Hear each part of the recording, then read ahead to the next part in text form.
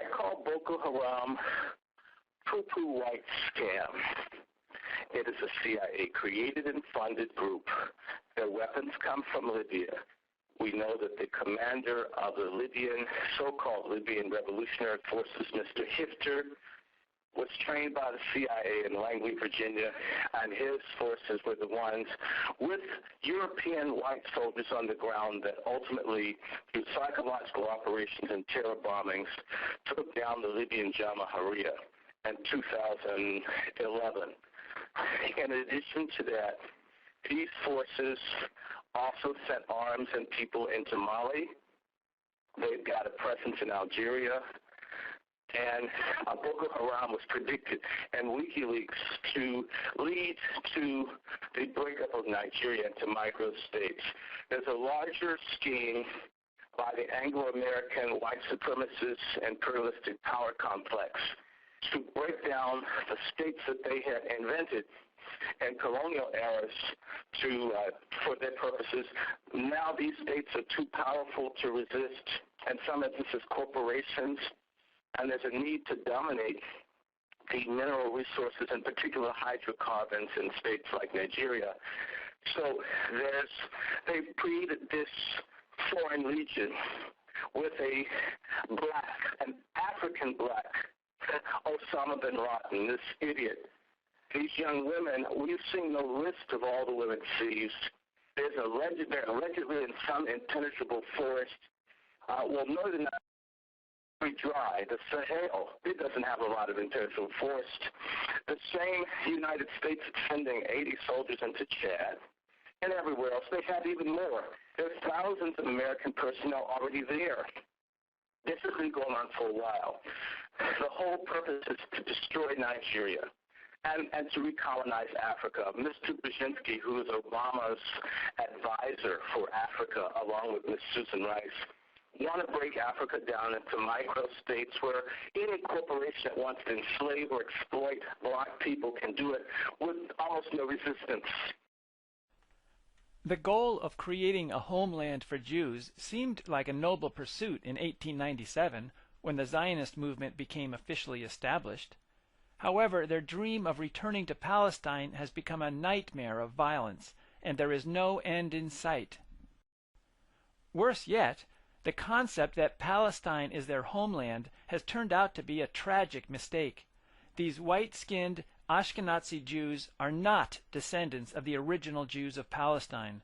There were no white people in Africa or Palestine 2,000 years ago. The medieval Europeans assumed that Jesus Christ, his mother, and the other original Jews looked just like the Europeans, which is why you can find Jesus with blue eyes and green eyes, and why his mother has such white skin. A Jewish historian looked into the ancestry of the Ashkenazi Jews and wrote the 13th tribe to show that their homeland is the area near the Caspian Sea. The mainstream media is ignoring this information. Most of the alternative media is also ignoring it. Your best source of information is the French Connection at IamTheWitness.com. Here are some excerpts from an interview about the 13th tribe. One of the subjects that I have been actually pounding pretty hard on the radio about is this new book. Well, it's not a new book, but to me it was quite new. Most of these subjects are new to me. It's a book called The 13th Tribe by a man named Kostler, and it was written some time ago. However, it is still, to date, I think probably the strongest evidence we've got of some of the deceptions around, the Zionist camp, how they are going out into the airwaves and into the newspapers, creating false charges of anti-Semitism, causing people to believe that they are, in fact, the rightful heirs to Israel and many other things. And so I've invited someone from Britain. His name is Mohammed Refik, and he has been involved in trying to get the truth out about this stuff for over a decade and a half, going on 2 decades now, which is amazing because, this is back in the day when nobody was talking about this, or very few people. And I think the first thing I'd like to start out with is how this Khazarian empire was born, and because the listeners they already know that the Khazars are the forerunners to the Ashkenazi sect of Judaism. So, since you've done the study, where did the Khazar dynasty begin, and how did it get underway? What actually happened was, somewhere between the 7th and 8th centuries of the Christian era, we find these Khazars who lived in the area which was named after them, Khazaria, which is the land locked between the Black Sea and the Caspian Sea. The northern border of this land is actually the third range of mountains. If you were to start heading north from the south, you'll find there's actually 3 ranges of mountains, and the third one being the Caucasus up there, just north of which is where modern-day Chechnya. Okay. And to the south, you would find the main trade route that came out through Persia, across northern Iraq, northern Syria, and into Turkey. This was a common... Is that the present Kurdistan region? Don't we have a lot of Kurds in that area? It would include Kurdistan and possibly Azerbaijan, and slightly out to the north even would stretch up to southern Armenia. And he does provide a pretty decent map on the website, ladies and gentlemen. If you want to follow along, you could go to the French Connection website. The book is available on the site, and you'd be able to see the map that Muhammad is referring to. Now, the fact that it's between the land of the Khazars is as you go over the first range of mountains and drop down, their empire stretched from the north side of the first range of mountains all the way to the south side of the third.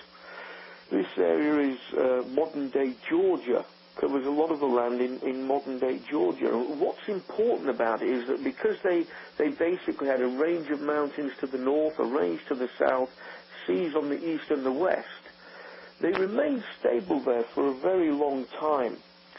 And it was around the 7th and 8th centuries that they found themselves for the first time facing a difficult situation, in that the Byzantine Empire, which was modern-day Turkey, was trying to stop the expanding Muslim empire coming out of Arabia, which it had already reached up through Palestine and into Syria and obviously out into... And he refers to it as the caliphs. The caliph is the leader. He's the Muslim leader. Right, and he said that the caliphs from the south were making many attacks over the many centuries into his southern flank. That's correct. Over 80%, some say as much as 90%, so I will settle on 85 if that's okay with you tonight. Okay, yeah. 85% of world Jewry today are Ashkenazi. This is not small stuff. We're saying the majority of Jews in the world today, people who are called Jews, are Ashkenazi. And coming back to your point earlier, Darrell, the Ashkenazi started looking at Judaism not so much with the emphasis on the Torah, but looking more to the Talmud. But these people are not the house of Israel. They are not the contracting party. That's the term in law. They were not a contracting party. At a time that God, according to the biblical chronology, made that gift, those people were living under the Hittite Empire.